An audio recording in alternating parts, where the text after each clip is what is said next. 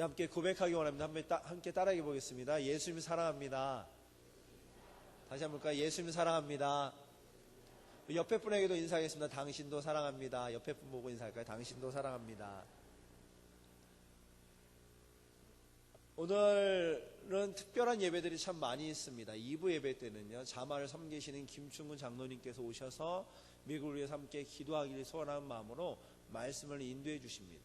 또 담임 목사님께서는 오늘 2부 예배 때는 중고등부 예배에 들어가셔서 중고등부와 중고등부 부모들에게 말씀을 나누고 정말 하나님의 말씀이 그리고 믿음이 얼마나 중요한지 나누는 시간을 갖게 됩니다.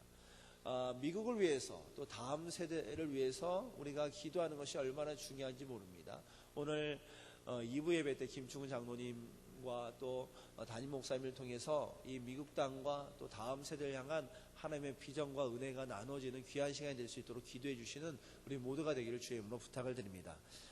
우리 이제 봄이 다가왔죠. 그렇지 않습니까? 한국에서는 이제 입춘이 2월 5일 날 벌써 한참 지나갔죠. 그래서 입춘이 지나가서 봄을 맞이하는 때가 되었습니다.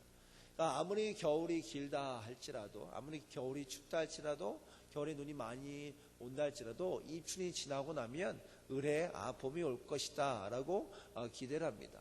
어떻게 보면 인생의 선배들, 선조들의 지혜가 입춘이라는 그 단어 안에도 들어있는데요. 입춘이 되면 농가에서는 안악들은 이제 집안에 있는 먼지들 다 털고 이제 봄을 준비하고요. 그리고 남자들은 이제 농기구를 수선하고 준비하고 땅을 갈면서 이제 봄에 농사를 준비한다고 합니다. 어떻게 보면 그 한 해의 그 24절기의 첫 번째인 그 입춘을 통해서 자신들의 그 앞에 올 한 해를 준비한다고 이야기할 수가 있습니다. 농사꾼들에게 봄이란 새로운 생명을 의미하고 또 새롭게 시작하는 농산 그들의 삶의 소망의 씨 뿌림의 날의 시작이라고 할 수 있습니다. 그러니까 소망의 씨를 뿌린다는 것은 씨를 뿌리고 기다림으로 한 해의 삶을 시작한다고 말할 수가 있는 것이죠. 여러분도 아마 올 한 해 시작하면서 하나님께 많은 소원들을 내놓고 또 기도하고 말씀 붙잡고 살아가면 믿습니다. 하나님 여러분이 뿌리는 그 기도의 씨앗들이 하나님의 때가 됐을 때 열매 맺는 은혜와 축복을 누리는 우리 모두가 되기를 주의 이름으로 축복을 드립니다. 그렇습니다. 씨 뿌리는 것은 한 해의 그 수확을 기대하는 건 아닙니까? 기대할 수 있다는 것, 기다릴 수 있는 그 자체가 때로는 행복이 될 때가 있습니다. 또 우리가 많이 경험할 때가 종종 있는데, 예를 들어서 여러분의 가족들 중에 가끔 한국에서 그 소포를 보내는 적이 있지 않습니까? 그렇지 않습니까? 소포를 받아보셨죠? 네. 한국에서 이렇게 소포를 보낸다 하면은 대부분 뭐를 보내시나요? 밑반찬을 보낼 수도 있고요. 그리고 화장품을 보내시기도 하고요. 아니면 책을 보내기도 하고, 어떻게 보면 여기서 다 살 수 있는 것에도 불구하고 가족들이 때로는 한국에서 소포를 보내옵니다. 자그마한 선물이라고 소포를 보내죠. 소포를 보냈다는 전화를 받고 나서 여러분 어떻습니까? 소포 보내나 보다, 때 되면 오겠지라고 생각하십니까?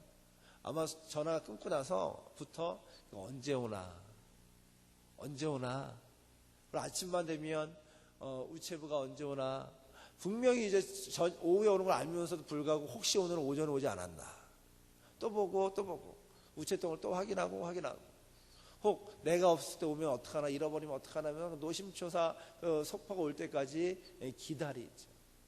기다린다는 그 자체가 큰 기쁨이 될 때가 있습니다. 그렇다면 여러분 예배 오시면서 어떤 것을 기대하며 오셨습니까? 오늘 하루의 삶을 통해서 하나님께서 여러분에게 어떤 소망을 이루시기를 원하시는 것 같습니까?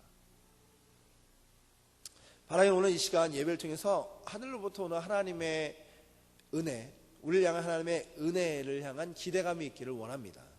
또 오늘 예배를 통해서 주님이 오심을 기대하며 천국의 소망을 기대하는 우리가 되기를 원합니다. 믿음의 사람이라면 예배를 통해서 다른 것을 기대하는 것이 아니라 주님의 은혜, 우리를 향한 하나님의 은혜를 기대하는 것. 그 기대와 더불어 어떻게 보면 우리가 기대하는 것보다 더 놀라운 하나님의 은혜를 우리에게 주시는 것을 보게 됩니다. 우리가 기대하는 것은 이만큼인데 하나님께서는 더 많은 그 은혜를 우리에게 부어주시는 것을 보게 됩니다. 오늘 본문을 통해서 그것들을 보기를 원하는데요. 오늘 본문의 맨 처음에 시작하기 어떻게 되어 있냐면 그 후에 유대인의 명절이 되어 예수님께서 예루살렘에 올라가시니라. 예수님은 유대인의 명절이 돼서 예루살렘에 예배하기 위해 올라갑니다. 마치 한국 사람이 구정이 되면 가족을 찾아가고 또 추석이 되면 가족을 찾아가는 것처럼 이제 명절이 되면 때가 됐기 때문에 의례껏 예배하기 위하여 예루살렘을 향하는 것을 보게 됩니다. 그리고 베데스다라는 그 연못, 베데스다 연못가를 쭉 그냥 지나가게 된 것이죠. 그곳에는 가끔 천사가 내려와서 물을 동할 때 먼저 들어간 사람이 병을 치료받는다라는 이야기가 있는 못입니다. 그래서 그곳에는 많은 병자들이 모여서 언제 물이 움직이나 기다리고 있습니다. 오늘 말씀에도 보면은 많은 병자, 맹인, 다리 저는 사람, 혈기 많은 사람들이 누워서 물이 움직인 것을 기다린다라고 기록되어 있습니다. 어떻게 보면 모든 사람들이 평소와 다름없는 날입니다. 그렇지 않습니까? 평소와 다름없는 날. 예수님은 내려오는 관습대로 예루살렘 향해 예배하러 가고 있고요. 또 사람들은 언제나 같은 자리에 하루를 보내고 있지만 그러나 기대보다는 절망, 언제 움직일지 모르는 그런 막연함 속에 그 자리를 지키고 있습니다. 생각해 보십시오. 질병이 있는 자들이 그리고 몸에 장애가 있는 이들이 그 연못가를 지키고 있다면 얼마나 지키고 있었겠습니까? 뭐 금방 온 사람들은 하루 이틀도 기다렸겠지만 어떤 이들은 몇 달, 몇 년, 오늘 말씀 보면은 38년 동안 병자인 자, 뭐 38년 동안 그 자리를 지켰을 수도 있고 아닐 수도 있지만 벌써 몇십 년 동안 그 자리를 지키고 있는 자도 있었을 것입니다. 몇 년, 몇십 년 언제 똑같이 절망과 한숨으로 하루하루를 지낼 수밖에 없는 이들이 여기에 있는 것이죠. 그런 절망의 삶 속에서 예수님을 인격적으로 만난 이는 절망의 삶에서 달라지는 것을 보게 됩니다. 예전과 같은 날이었지만 이제는 예전과는 다른 날을 경험하게 되는 것이죠. 불행했던 삶이 복된 삶으로 바뀌는 것을 보게 됩니다. 사도행전 3장을 한번 보십시오. 사도행전 3장에도 보면 성전 미문에 앉아있는 신체 장애우가 있습니다. 다리를 처음부터 쓰지 못하는 신체 장애우가 성전 미문에 앉아 있습니다. 그 성전 미문에 앉아서 구걸하는 것 외에는 다른 것을 할 수가 없어요. 구걸하는 것 자체도 다른 이의 도움을 통해서 그 자리에 올 수밖에 없는 아주 연약한 존재입니다. 그의 기대감은 단지 동전 몇 푼 던져주는 것, 그것이 그의 기대감이었을 겁니다. 그걸 통해서 그냥 입에 풀칠만 하면서 죽지 못해 사는 인생이 그의 인생이었습니다. 그런데 베드로와 요한을 통해서 얻은 것은 단돈 몇 푼이 아니고 그보다 더 큰 은혜, 바로 예수 그리스도의 이름으로 그 삶의 문제가 완전히 해결되는 은혜를 누리는 것을 보게 됩니다. 그렇습니다. 1년 중에 365일 중에 364일이 똑같을 수도 있습니다. 똑같이 힘들고 어려울 수도 있습니다. 그리고 정말 절망과 눈물 속에 살 수도 있습니다. 그런데 예수 그리스도의 손길을 경험하면 예수 그리스도의 손길을 경험하면 그날은 다를 수밖에 없는 정말 특별한 은혜의 날인 것입니다. 세상 사람들이 모두가 인정한 절망 속에 산다 할지라도 예수 그리스도를 만나고 예수 그리스도를 경험하면 그 시간은 절망을 뛰어넘는 은혜를 누리게 되는 것입니다. 오늘 본문을 좀 더 묵상하기를 원하는데요. 오늘 은혜를 받는 자가 어떻게 되어 있습니까? 오늘 은혜를 받는 수혜자가 누굽니까? 오늘 말씀에 보니까 5절 말씀에 거기 38해 된 병자가 있더라. 38년 된 병자가 있더라. 38년 동안 병으로 고생했다. 여러분 38년 동안 병으로 고생하면 어떨 것 같습니까? 그건 말로 표현하기 어려운 힘듦이었을 겁니다. 그런데 오늘 말씀 보면 그런 힘듦 속에 있던 이가 정말 아주 우연한 만남이라고 생각할 수 있는 그런 만남이 있습니다. 바로 예수 그리스도와의 만남입니다. 어떻게 그 길을 갈 수 있고 예수님께서 어떻게 그 자리에 갈 수 있고 어떻게 그 많은 자리에 많은 사람이 있는데 그 38년 된 병자를 만나게 됩니까? 우리가 생각할 때는 이게 우연이 아닌가. 자신의 의지로는 아무것도 할 수 없는 연약한 존재이기 때문에 이거는 우연이다, 이건 우연일 수밖에 없다라고 생각할 수 있습니다. 그런데 우연 같은 필연, 바로 그것은 하나님께서 우리에게 약속하신 예수 그리스도의 보내심. 그렇다면 우연 같은 일 같은데 하나님이 보시기엔 필연이라는 것이죠. 우리에게는 절대적으로 만날 수밖에 없었던 은혜, 그것이 뭐냐? 바로 하나님께서 약속하신 예수 그리스도를 이 땅에 보내주심. 예수 그리스도께서 영혼들에게 오심은 하나님의 철저한 약속이라는 것입니다. 인생들을 구원하시기 위한 하나님의 약속이라는 것입니다. 예수님께서 우리에게 오심은 다름 아닌 하나님의 약속. 그래서 마태복음 1장 21절에 어떻게 기록되어 있습니까? 아들 낳으리니 이름을 예수라 하라. 그가 자기 백성을 그들의 죄에서 구원할 자십니다. 아들 낳을 건데 이름을 예수라 하라. 그 예수가 자기 백성을 저희 죄에서 구원할 자십니다. 이사야 53장에도 이미 예언되어 있던 그 십자가의 사건은 단지 그냥 십자가의 사건 한 사건 끝날 것이 아니라 그 사건을 통해서 잃어버린 영혼들, 죽어가는 영혼들, 병들고 지치고 상한 영혼들이 예수 그리스도를 통해서 구원받는 은혜를 우리에게 허락하시기 위한 하나님의 약속이라는 것입니다. 마태복음, 마가복음, 누가복음, 요한복음 한번 보십시오. 말씀을 쭉 읽어보면 예수님께서 인생들 가운데 찾아오셔요. 병든 사람, 힘든 사람, 또 부자, 가난한 사람, 좋은 곳에 사는 사람, 어려운 곳에 사는 사람 누구든지 와서 예수님께 찾아오셔서 끊임없이 영혼들을 구원하시기 위하여 오시고, 정말 영혼들의 그 상처를 치유하시고 다시 한번 회복하고 하나님의 백성 삼기 위하여 예수님이 끊임없이 영혼들을 위해 오시는 것을 볼 수가 있습니다. 그 이유가 무엇입니까?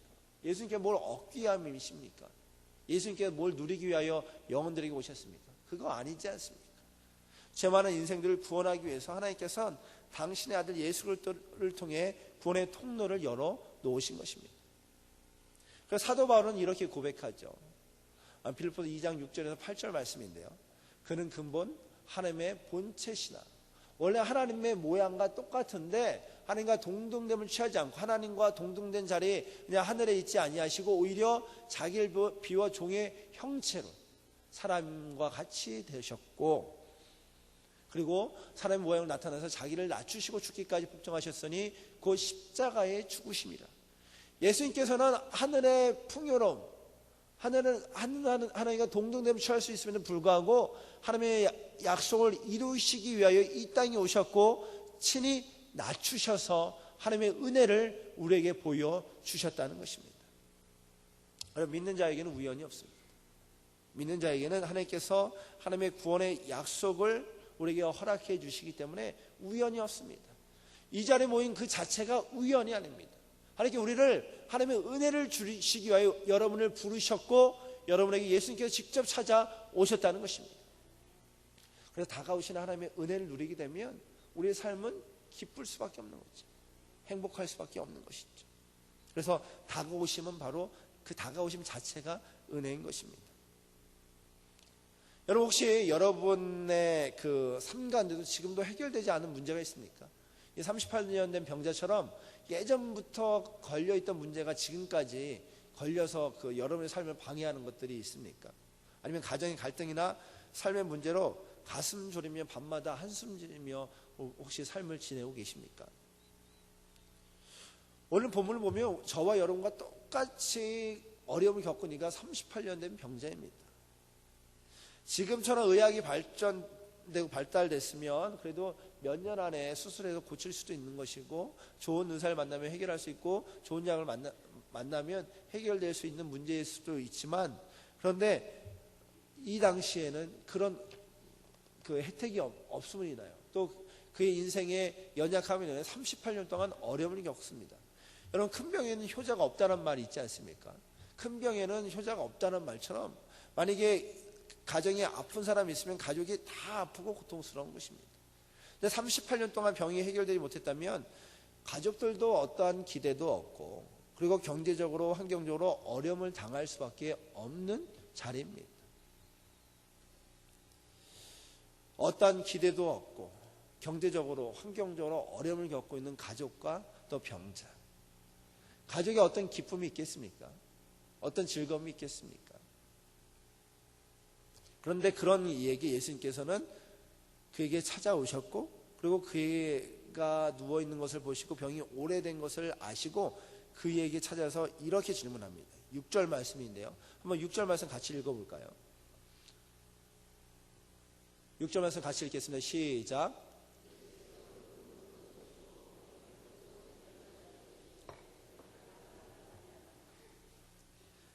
예수님께서 다가오셔서 말씀하시기를, 그 오래된 걸 보시고 나서 너가 낫고자 하느냐. 여러분 38년 동안 얼마나 많은 이야기를 들었겠습니까? 그렇지 않습니까? 너가 낫고자 하느냐. 너 정말 낫고 싶냐? 그런데 행색을 보니까 뭐 의사도 아니고 아무런 일도 아니에요. 근데 와서 너가 낫고자 하느냐. 이 말 한마디가 얼마나 큰 은혜인지 모릅니다. 예수님께서 다가오심 자체가 은혜가 되는 것이죠. 너가 낫고자 하느냐? 너가 낫고자 하느냐? 사실 38년 된 병자는 예수님이 누구인지도 모르는 영적 어둠 속에 있습니다. 누군지 몰라요. 너가 낫고자 하느냐 하면 많이 알았던 이라면 바로 즉시 얘기했겠죠. 그런데 그 가운데 그는 너무너무 어리석어서 그 예수님의 질문에 다른 말을 합니다. 7절 말씀에 보면 누가 나를 좀 데려다가 물이 동할 때 던져 놔줘야 되는데, 그런데 누구도 도와줄 사람이 없습니다. 너무 영적으로 어두운 것이죠. 영적인 눈이 어두워진 이에요. 아무것도 모르는 무지의 영혼입니다. 그런데 예수님께서는 그에게 찾아오셔서 그에게 은혜를 베푸십니다. 그의 영과 육의 눈이 밝혀지고 하나님의 살아계심을 경험하게 되는 것이죠. 예수님께서 이렇게 말씀하시는데 8절 말씀에 일어나 내 자리를 들고 걸어가라. 내가 낫고자 하느냐라는 질문 가운데 이 38년 된 병자는 누가 나 좀 도와줬으면 좋겠어요 라고 대답했는데 예수님께 말씀하시기를 일어나 내 자리를 들고 걸어가라. 한번 따라해 볼까요? 일어나 내 자리를 들고 걸어가라. 예수님께 말씀하십니다. 일어나 내 자리를 들고 걸어가라. 그건 동일하게 오늘도 동일하게 우리에게 말씀하시는 질문이 있죠. 누가복음 4장 40절의 말씀을 보면 세 번째로 이렇게 기록되어 있습니다. 해가 질 때에 사람들이 온갖 병으로 앓는 사람들을 다 예수께 데려왔다. 예수께서는 한 사람 한 사람 손을 얹어서 고쳐주셨다. 해가 어두워졌습니다. 이제 일을 마쳐야 되죠. 그런데 온갖 병든 사람들을 예수님께 데려오니까 예수님께서 한 사람 한 사람 손을 얹어 고쳐주셨다. 예수께서는 어떠한 딜을 하지 않습니다. 조건을 붙이시지 않으셔요. 영혼을 불쌍히 여기시고 그들의 삶의 문제에 해결되는 은혜를 누릴 수 있도록 한 사람 한 사람 만져주시고 그들의 문제 가운데 하나님의 은혜를 베풀어 주신 것을 보게 됩니다. 그래서 그렇기 때문에 예수 그리스도의 오심은 우리에게 은혜가 되는 것입니다. 예수 그리스도의 이름 가운데 참 소망이 있는 것입니다. 아까 기도했던 권사님처럼 예수 그리스도만이 길과 진리 생명 될 수밖에 없는 것입니다. 그래서 예수 그리스도의 이름이면 모든 문제가 해결되는 마스터키가 그 안에 있습니다. 예수 그리스도 그 이름 안에는 문제를 해결하는 은혜가 있다는 것입니다. 오늘 이 시간에도 우리가 그 은혜를 누리기를 원합니다. 예수 그리스도의 은혜를 누리는 우리 모두가 되기를 원합니다. 여러분 삶에 문제가 있습니까? 38년이 됐습니까? 40년이 됐습니까? 그 문제는 지금도 아파하고 어려움 당하고 있습니까? 한 사람 한 사람 예수님 앞에 오면 예수님께서 한 영혼 한 영혼 만져주시고 안수하시고 고쳐주시고 해결해 주심을 믿습니다. 예수 그리스도의 이름으로 말미암아 우리 가정의 문제도 해결됨을 믿습니다. 삶의 모든 육체 질병이 떠나감을 믿습니다. 온전히 예수 그리스도의 이름으로 승리하는 우리가 될 줄 믿습니다. 그렇기 때문에 예수 그리스도 이름이 은혜일 수밖에 없는 겁니다. 우리 매번 찬양하지 않습니까? 하나님의 은혜로 이 쓸데없는 자 왜 구원하여 주는지 알 수 없노라. 하나님의 은혜가 얼마나 큰지 알 수가 없다. 생각을 해보십시오.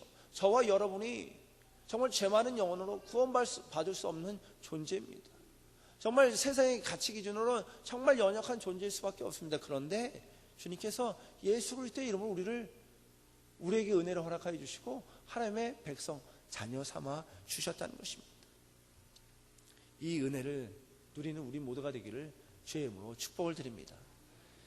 세 번째로 보면 예수님의 사역을 보면 예수님께서 우리에게 다가오시면 방해가 없습니다. 장애물이 없습니다. 한번 제가 중국에 사역을 간 적이 있습니다. 중국에 가서 지하교회, 그러니까 삼자교회 중국에 인정받은 교회가 아니라 몰래 드리는 그 가정예배에 간 적이 있습니다. 근데 선교사님께서 시장에서 그 가정까지 가는데 아주 쉽게 길이 있음에도 불구하고 꼬불꼬불 돌아서 한참 걸어서, 그리고 뒤에 누가 오나 안 오나 확인하고 그 집에 쑥 들어가 버려요. 그 안에서 찬양할 때도 뭐 크게 찬양할 수가 없습니다. 한 30명 정도 중국인들이 모여 있는데 크게 찬양할 수도 없어요. 왜냐하면 공안들에게 발각되면 안 되니까, 또 선교사님의 그 신분이 노출되면 안 되니까 뭐 찬양을 크게 하는 것도 아닙니다. 근데 그 자리에서 그냥 간절히 예배하고 기도하고, 그리고 그날은 그 선교사님 목사님이 아니셨기 때문에 저희가 갔을 때 예수를 그리스도로 고백하고 또 세례받기 원하는 성도들이 있어서 그 중국 성도들에게 세례를 베풀고 하나님의 은혜를 베풀고 온 적이 있었습니다. 생각해 보십시오. 예배드리고 하나님을 찬양하는데 온갖 방해가 있어요. 그 방해 때문에 얼마나 힘들겠습니까? 뭐 많은 선교지가 그렇거든요. 예배드림에, 정말 예수를 그리스도로 고백함에, 또 신앙생활함에 많은 이들이 방해합니다. 우리 생명의 위협을 하면서 방해합니다. 그런데 오늘 본문에 보면 예수님의 사역에는 걸림돌이 있었던 것을 보게 됩니다. 그게 뭐냐면 안식일입니다. 안식일은 아무것도 하지 말아야 됩니다. 그냥 온전히 예배하고 안식해야 됩니다. 근데 예수님께서는 병든 자에게 내 자리를 들고 일어나 가라. 그러니까 병든 자는 고침받았으니까 자리를 들고 가야 됩니다. 그런데 율법을 지키는 자들에게는 율법이 은혜보다 앞서고 있습니다. 율법이 복음보다 앞섭니다. 그래서 그것을 보면서도 야, 저거 뭐 하는 짓이냐, 지금 안식일에 지금 뭐 하는 거야, 막 손가락질하고 비판하는 것이 우리가 읽은 말씀 뒷부분에 나와 있습니다. 그런데 예수님은 어떠신지 아십니까? 예수님께서는 율법도 중요하지만 그보다 먼저가 사람, 영혼인 것을 보게 됩니다. 율법이 중요하죠. 율법을 지키는 중요하죠. 그거보다 더 중요한 게 하나님의 은혜, 하나님의 은혜를 누려야 될 영혼, 찢겨지고 상처받은 영혼이 얼마나 중요한지 율법을 뛰어넘어 하나님의 은혜를 베푸는 것을 보게 됩니다. 그렇습니다. 예수님께서 오시면은요, 방해물이 없습니다. 장애가 될 것이 아무것도 없습니다. 우리 안에도 장애와 방해물을 갖고 있을 때가 있습니다. 나는 이게 부족한데, 이것이 연약한데, 우리 집안은 이것이 부족한데, 우리가 만들어 놓은 장애물을 가지고 나서 만들어 놓고 그것을 큰 성을 쌓아 놓은 것을 보게 돼요. 그리고 우리는 그 안에 들어가 있고 예수님께서 저 밖에 있습니다. 예수님께서 다가오심에도 불구하고 이 방해물들을 내어놓고, 주님, 저는 이게 부족해요. 저는 너무 연약해요. 저는 뭐도 못해요. 이것도 못해요. 주님이 주시는 은혜를 막고 방해한 것을 보게 됩니다. 여러분 기억하십시오. 주님의 은혜는 방해물이 될 것이 아무것도 없습니다. 장애물이 될 것이 아무것도 없습니다. 온전히 예수님만 받아들이면 여러분이 가지고 있던 그 한계를 뛰어넘어 주님께서 은혜를 허락해 주실 줄 믿습니다. 여러분 한번 되돌아보십시오. 한 주간 무엇 때문에 그 하나님과 관계의 방해물을 또 장애물로 여기고 있었습니까? 그 모든 걸 뛰어넘어 하나님께 은혜를 허락하실 줄 믿습니다. 그래서 예수님께서 말씀하시죠. 누가복음 18장 보면요, 사람들이 막 어린애를 데리고 막 예수님께 막 온단 말이죠. 예수님께 안수받고 싶고 기도받고 싶으니까 예수님께 막 찾아올 때 예수님께 그 제자들은 예수님이 피곤할까봐 막 막고, 안 됩니다. 저리 가세요. 애들은 가라. 막 이렇게 하고 있을 때 말씀하시기를, 예수님께서 그 어린아이들이 불러 가까이 하시고 이르시되, 어린아이들이 내게 오는 것을 용납하고 금하지 말라. 하나님 나라는 바로 이러한 자다. 주님께 가까이 나가는 자들에게 주님께 은혜를 베풀어 주시겠다라고 약속하고 계십니다. 여러분 어떤 방해물, 어떤 장애물이 있다 할지라도 그것을 뛰어넘어 주님께서 은혜를 허락하실 줄 믿습니다. 그냥 온전히 주님께 나가십시오. 주님께 나가시면 주님께서 주의 은혜를 허락해 주실 줄 믿습니다. 세 번째, 우리의 삶에 예수님께서는 다가오시는데 어떻게 오시냐? 우리의 삶으로 다가오십니다. 한번 따라 볼까요? 우리의 삶으로 오시는 예수님. 우리의 삶으로 오신단 말이죠. 여러분 예수님 만난 장소가 어디십니까? 예수님을 인격적으로 만난 장소가 어디세요? 여러분 혹시 저희 교회에서 주님을 만나셨습니까? 그건 잘하셨습니다. 주님께서 여러분에게 은혜를 허락해 주셨음을 믿습니다. 아니면 다른 교회 따뜻한 예배당에서 난로가에서 이렇게 찬양 듣다가 주님 만나셨습니까? 아니면 분주한 시장 가운데 주님을 만나셨습니까? 제가 섬기던 교회는 시장 한가운데 있었습니다. 저희 모교회는요, 큰 시장 한가운데 있으니까 들어갈 때도 시장의 좌판에 있는 많은 북한에서 그 전쟁 때 넘어오신 그분들, 고향을 버리고 올 수밖에 없었던 그들이 만든 그 시장 안에 교회가 있었습니다. 들어가도 시장 나와도 시장, 항상 왁작지껄한 시장 가운데 있었는데, 그런데 저는 시장 가운데 다닐 때마다 그 영혼들을 통해서 하나님께서 너무 큰 은혜를 허락해 주신 것을 보게 돼요.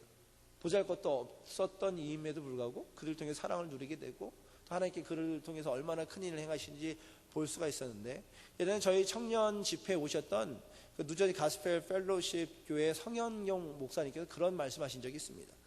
신학대학을 마치고 이제 전도사를 나가게 됐답니다. 전도사를 나간다면, 신학대학에서 전도사를 나가게 되면 많은 이들이 꿈을 갖고 있는데, 나는 이렇게 멋진 강단에서 이게 넥타이 메고 그리고 말씀을 전하는 그런 꿈, 많은 성도들 앞에서 말씀을 전하고 또 찬양을 인도하고 아이들을 가르치고 이런 그 사역을 할 거라고 꿈을 꾸는데, 이 성현경 목사님께서 맨 처음 사역할 때 어디서 시작했느냐, 주차 관리를 했답니다. 신학교를 나왔는데 주차 관리 전도사가 된 겁니다. 주차 관리 전도사가 있는 교회라면 큰 교회겠죠. 주차를 관리하고 담당하는 전도사니까요. 근데 다른 이들은 다 여기서 사역하고 교회 안에 사역하는데, 이분은 항상 주일마다 주차장에서 이제 사역을 하는 겁니다. 그러니까 사역을 할 때마다 이게 불만인 거예요. 부글부글 속이 끓고, 내가 주차 관리하려고 신학교 나온 줄 아느냐, 그 어려운 공부했고 고작 하는 게 주차 관리냐, 막 이런 생각을 하면서 사역을 했답니다. 근데 어느 날 이제 성탄 이브가 되어서 많은 성도들이 가족과 함께 와서 예배드리기 위하여 이제 예배당에 들어갔는데, 이제 거기 우두커니 혼자 있는 거죠. 담당자가 자리를 지켜야 되지 않겠습니까? 이렇게 지키고 있으면서 이 어두운 밤에 다들 이제 캐롤 소리는 교회에서 들리고 그러는데, 자신은 그 안에 그 밖에서 지키고 있으니까 얼마나 처량하겠습니까? 하늘을 쳐다보면서 한숨 지면서, 야, 내가 이거 진짜 신학교 나와서 이게 뭐 하는 건가? 한숨 짓고 눈물 흘리고 있는데, 그런데 갑자기 불현듯 주님께 찾아오시더래요. 야, 내가 어디로 온지 아느냐? 근데 질문이 뭔지 모르죠. 어디로 오시겠냐? 어디로 오셔요? 막 이런 생각을 하는데, 야, 잘 생각해봐. 내가 어디로 온 줄 아냐? 어디에서 태어난지 아냐? 곰곰이 생각해 보니까, 그러니까 마국간이 지금 생각하면 여행객들의 말들을 묶어놓는 거니까, 마국간이 결국 주차장 아닙니까? 그러니까 주차장으로 주님이 오셨다. 야, 내가 주차장에 왔다. 너 그거 모르냐? 막 이 예수님께서 말씀을 하시더래요. 근데 그 음성을 딱 듣는 순간 주차장이 그냥 갑자기 환해지면서, 그 전까지는 눈물과 한숨이었던 그 자리가 은혜가 되었다는 것입니다. 맞아, 주님이 주차장에 오셨구나. 주차장이 태어나셨구나. 내가 그 주차장에 사역하니 이게 얼마나 기쁜 일인가. 그 목사님께서는 당신은 예수님을 주차장에서 만났다 라고 고백한 것을 보게 됩니다. 그 주차장이 어디입니까? 그에게는 삶의 자리 아닙니까? 예수님께서 오래된 병자를 만난 자리가 어디입니까? 권위 있는 회당이었습니까? 아니면 화려한 교회, 잘 만들어진 교회 아니었습니까? 아니면 정말 궁전 같은 집, 아주 큰 집에 예수님께서 큰 집에 있던 그 병자를 만나러 가셨습니까? 그거 아니지 않습니까? 어찌 보면 허름하기 짝이 없는 길바닥에서 예수님께서는 그에게 찾아가셨습니다. 사실 예수님께서 태어나실 때부터 가장 낮고 볼품없는 말의 구유에서 태어났습니다. 화려한 왕궁에서 태어나지 않고 민중들의 삶의 터전에서 태어났다는 것입니다.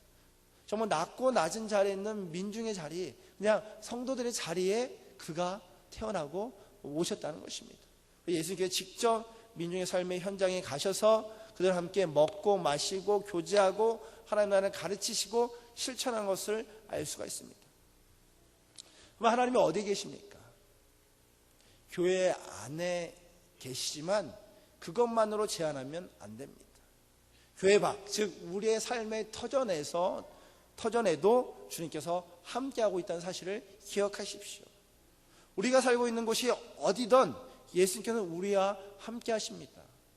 여러분 살고 있는 곳이 얼빙이든 플래노든 켈러든 타일러든 또는 그 밖에 다른 어떤 곳이든 상관없이, 지역에 상관없이 주님께서는 여러분과 함께하고 있다는 것입니다.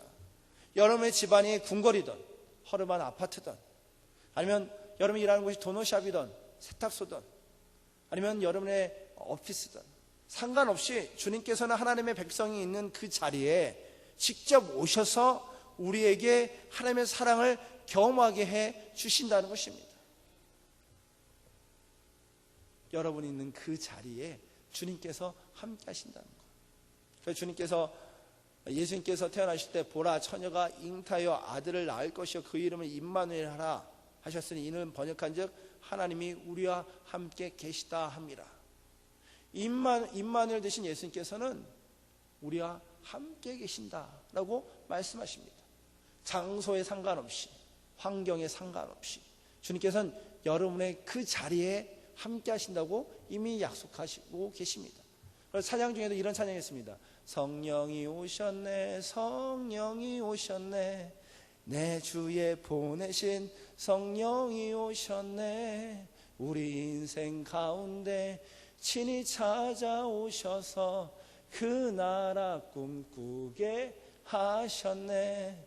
성령이 오시는데, 주님께서 우리에게 약속한 성령을 보내주시는데 우리 인생 가운데 친히 찾아오신다고 말씀하십니다. 여러분이 땀 흘려 일하는 그 자리에, 정말 눈물 흘리고 있는 그 자리에 주님께 친히 찾아오셔서 그날을 꿈꾸게 하신다라고 약속하고 계십니다. 사랑하는 성도 여러분, 여러분의 삶의 자리가 귀함을 기억하시길 바랍니다. 어디에 있든지 무엇을 하든 상관없이 주님께서 여러분의 삶의 자리에 늘 함께 하시고 동행하심을 기억하시길 바랍니다. 여러분 그 자리에서 주님을 찬양하십시오. 정말 왕 되신 주님을 찬양하십시오.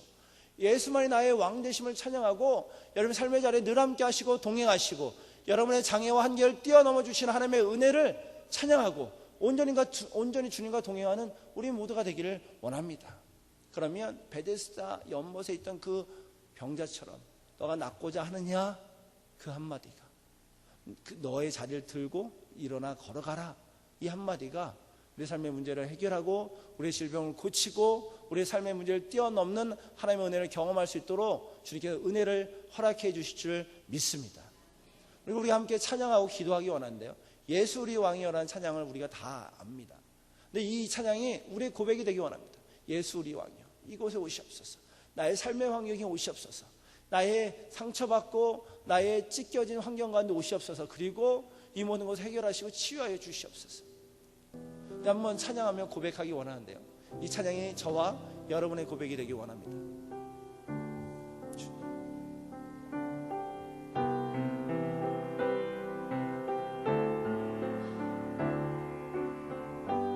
예수 우리 왕이여, 예수 우리 왕이여, 이곳에 오셔서 보좌여 주여 임하사, 보좌로 주여 임하사 찬양을 받아 주소서. 주님을 찬양하오니 주님을 경배하오니 왕이신 예수여 오셔서 자정하사 다스리소서. 예수 우리 왕이여, 예수 우리 왕이여, 이곳에 오셔서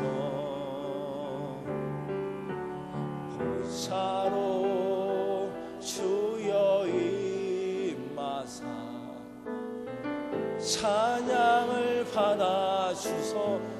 주님을 찬양합니다. 주님을 찬양하오니